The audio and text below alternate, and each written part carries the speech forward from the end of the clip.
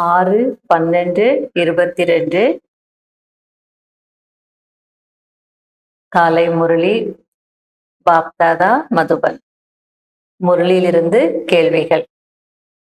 பாபா அவருடைய அறிமுகத்தை எப்பொழுது கொடுக்கிறார்? பாபா அவருடைய அறிமுகத்தை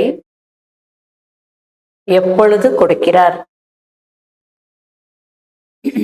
இரண்டாவது கேள்வி, எல்லையற்ற தந்தை எதற்காக வந்திருக்கிறார்? எல்லையற்ற தந்தை எதற்காக வந்திருக்கிறார்? மூன்றாவது, சத்யுகத்தில் ஒரே ஒரு தந்தைதான், துவாபர யுகத்தில் 2 தந்தையர்கள் என்று ஏன் கூறுகிறார்? சத்யுகத்தில் ஒரே ஒரு தந்தை, துவாபர யுகத்தில் 2 தந்தையர்கள் என்று ஏன் கூறுகிறார்? நாலாவது, ஆத்மா மற்றும் ஷரீரம் இரண்டுக்கும் எதிரி யார்? ஆத்மா மற்றும் ஷரீரம் இரண்டுக்கும் எதிரி யார்?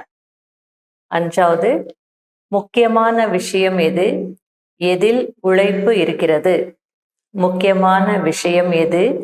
எதில் உழைப்பு இருக்கிறது? ஆறாவது, தன்னை பாதுகாப்பாக வைத்துக் கொள்வதற்கு என்ன செய்ய வேண்டும்? தன்னை பாதுகாப்பாக வைத்துக் கொள்வதற்கு என்ன செய்ய வேண்டும்?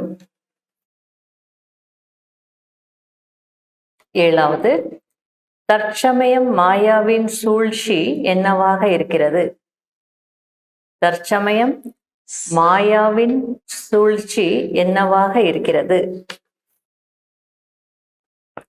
எட்டாவது, பல கோடி மடங்கு பாக்கியசாலி யார்? பல கோடி மடங்கு பாக்கியசாலி யார்? Fill up the blanks. முதலாவது, டேஷை மாயா என்று சொல்வதில்லை. டேஷை மாயா என்று சொல்வதில்லை. இரண்டாவது, தேவதைகள் டேஷ், அசுரர்கள் டேஷ். தேவதைகள் டேஷ், அசுரர்கள் டேஷ்.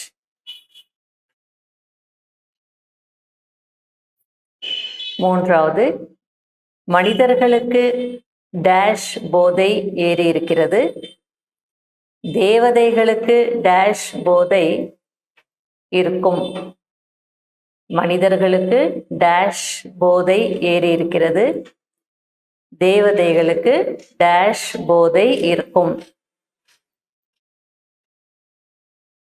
நாலாவது, டேஷ் ஆத்மாக்களுடன் பேசுகிறார். டேஷ் ஆத்மாக்களுடன் பேசுகிறார்.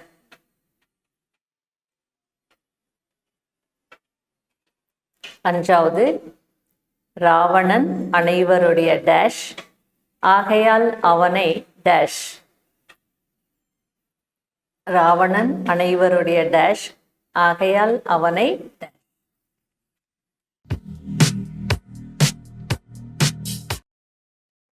சரி, இன்றைய முரளிக்கான கேள்விகளுக்கான பதில் பார்க்கலாமா? பாபா அவருடைய அறிமுகத்தை எப்பொழுது கொடுக்கிறார்?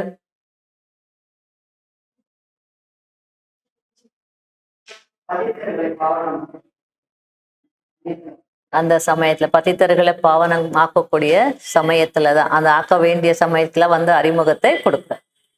எப்பொழுது பதித்தர்களை பாவனம் ஆக்கக்கூடிய என்னுடைய பாகம் வருகிறதோ அப்பொழுது நான் என்னுடைய அறிமுகத்தை கொடுக்கிறேன். இரண்டாவது, எல்லையற்ற தந்தை எதற்காக வருகிறார்? எல்லையற்ற தந்தை எதற்காக வருகிறார்? 4-5 முறை சொல்லியிருக்காரு. நான் வந்திருப்பதேன்னு சொல்லியிருக்காரு. ஆனா எல்லையற்ற தந்தை எதற்காக வந்திருக்கிறாருன்னு ஒரு முறை தான் சொல்லியிருக்காரு. புதிய உலகத்தின் ஆஸ்தி அல்லது சுகம் கொடுப்பதற்காக தந்தை வந்திருக்கிறார். சத்தியுகத்தில் ஒரே ஒரு தந்தை தான், துவாபர யுகத்தில் 2 தந்தையர்கள் என்று ஏன் கூறுகிறார்? பாபா ஏன் கூறுகிறார்? சத்தியுகத்தில் ஒரே ஒரு தந்தை, துவாபர யுகத்தில் 2 தந்தையர்கள் என்று ஏன் துவாபர யுகத்துல துக்கம் இருக்கு, அதனால லௌகீக தந்தை இருந்த போதிலும் பாரலௌகீக தந்தையை நினைக்கிறாங்க. சத்தியுகத்துல அது சுகதாமமா இருக்கு.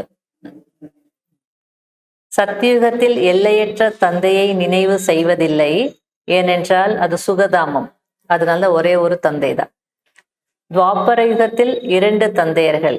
லௌகீக தந்தை இருந்த போதிலும் பார்லௌகீக தந்தையை நினைவு செய்கிறார்கள், ஏனென்றால் துக்கதாமம். துக்கதாமம். 4வது ஆத்மா. இது ரொம்ப ஈஸியானது. ஆத்மா மற்றும் சரீரம் இரண்டுக்கும் எதிரி யாரு? ராவணன். 5வது முக்கியமான விஷயம் எது? எதில் உழைப்பு இருக்கிறது? முக்கியமான விஷயம் நினைவு யாத்திரை தான், அதில் தான் உழைப்பு இருக்கிறது. ஏனென்றால் மறைமுகமானது. இது உள்ளுக்குள்ள செய்ய வேண்டியது. வெளிப்படையாக செய்யறதுன்னா பிரச்சனை இல்லை, உள்ளுக்குள்ள நினைக்கிறது. இப்ப நம்ம கோயிலுக்கு போறோம், சாமி முன்னாடி நிக்கிறோம்னா யாரும் கையெடுத்து கும்பிடல வணங்கலன்னா, மீன்ஸ் ஜென்ரலா பக்தியில கூட யாராவது பக்தர்களே கோயில் சாமி முன்னாடி போயிட்டு வணங்கல அப்படின்னா, ஐயோ நான் கையெடுத்து கும்பிடலன்னா யாராவது நினைப்பாங்கன்னு சொல்லி அவங்களுக்காகவது என்ன பண்ணுவாங்க? வணங்குவாங்க, ஏதோ பக்தி இருக்கிற மாதிரி காட்டுவாங்க. இது உள்ளுக்குள்ள நடக்கிறது, யாருக்காகவும் என்ன பண்ண வேண்டாம். அதனால உள்ள என்ன நடக்குதுன்னு தெரியல, மறைமுகமானது என்றார். 6வது தன்னை பாதுகாப்பாக வைத்துக் கொள்வதற்கு என்ன செய்ய வேண்டும்?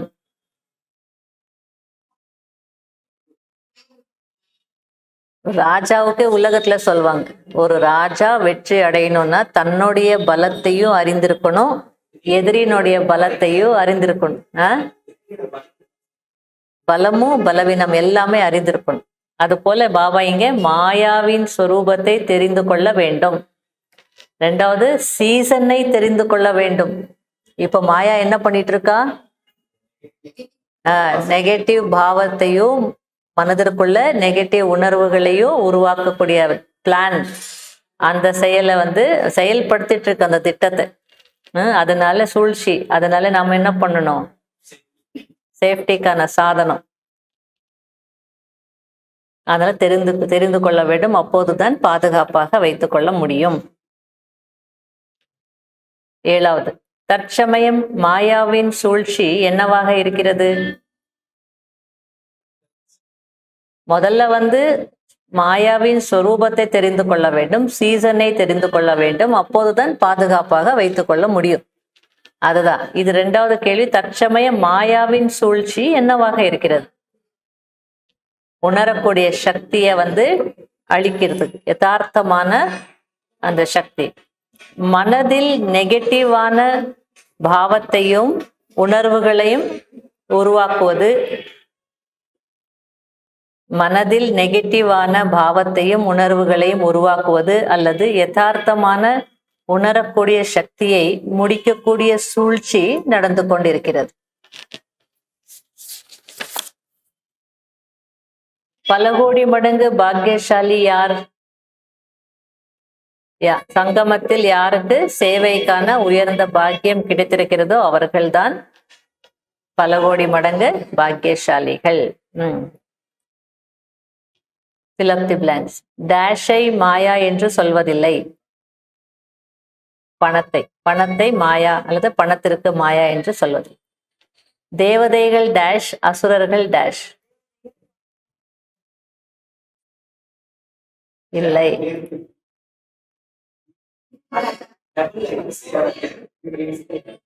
தேவதைகள் அஹிம்சையாளர்கள், அசுரர்கள் ஹிம்சையாளர்கள். புது வார்த்தை, புதுன்னு நேற்று சொல்லாதது முந்தா நாள் சொல்லாது அது அப்படியே கப்புன்னு பிடிக்கணும்.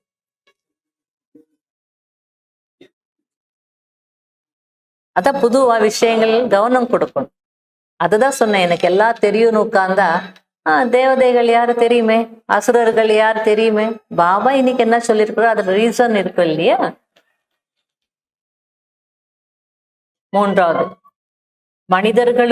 மனிதர்களுக்கு டேஷ் போதை ஏறி இருக்கிறது, தேவதைகளுக்கு டேஷ் போதை இருக்கும். விகாரங்களின் போதை ஏறி இருக்கிறது, தேவதைகளுக்கு விகாரமற்ற தன்மையின் போதை இருக்கும். டேஷ் ஆத்மாக்களுடன் பேசுகிறார். டேஷ் நிராகார தந்தை ஆத்மாக்களுடன் பேசி. ராவணன் அனைவருடைய டேஷ் ஆகையால் அவனை டேஷ் எதிரி ஆகையால் அவனை எரிக்கிறார்கள். ஓம் சாந்தி. சரி, அவ்வியக்த இஷாரில இருந்து ஒரு கேள்வி கேட்கலாமா? மதிப்பெண்கள் எதனுடைய ஆதாரத்துல கிடைக்குது? உண்மையான சுத்தமான உள்ளத்தினுடைய ஆதாரத்துலதான் மதிப்பெண்கள் கிடைக்கும். அதனால பார்த்துக்கோங்க, நீங்க சேவை செய்யறது பெரிய விஷயம் இல்ல. சுத்தமான உண்மையான உள்ளத்தோடு செய்தீங்களா? பார்த்தா ஒண்ணு, பார்க்கலன்னா ஒண்ணு, ஏமாத்துறீங்களா? அல்லது செய்யாதது செய்த மாதிரி காட்டுறீங்களா? கொஞ்சம் செய்துட்டு நிறைய செய்யற மாதிரி காட்டுறீங்களா? அதே இடத்துல எந்த ஒரு இது சுயநலமும் இல்லாம எதிர்பார்ப்பு இல்லாம செய்தீங்களா? முதல்ல செய்தீங்களா? ஆர்வத்தோடு செய்தீங்களா? ஆயிரக்கணக்கான மக்களுக்கு செய்தி கொடுங்க, பாபாவுடைய அறிமுகத்தை கொடுங்க அப்படின்னு நேத்து சொன்னார் இல்லையா? எங்கேயும் தேடிட்டு போக வேண்டாம். கர்ப்பைட்டே வீட்டில் அமர்ந்தபடியே ஆயிரக்கணக்கான ஆத்மாக்களுக்கு சேவை கொடுக்கக்கூடிய பாக்கியம் உங்களுக்கு கிடைச்சிருக்கு. அவ்வளவு பதம் பாக்கியசாலிங்க. அப்ப அதையும் செய்யலைன்னா எப்படி? ஒவ்வொருத்தரும் என்ன பண்ணணும்? அந்த ஈடுபாடோடு செய்யணும். அதனால சேவையினுடைய பாக்கியம் எனக்கு தான் கிடைச்சிருக்கு. ஆக நான் தான் யாரு? பல கோடி மடங்கு பாக்கியசாலி.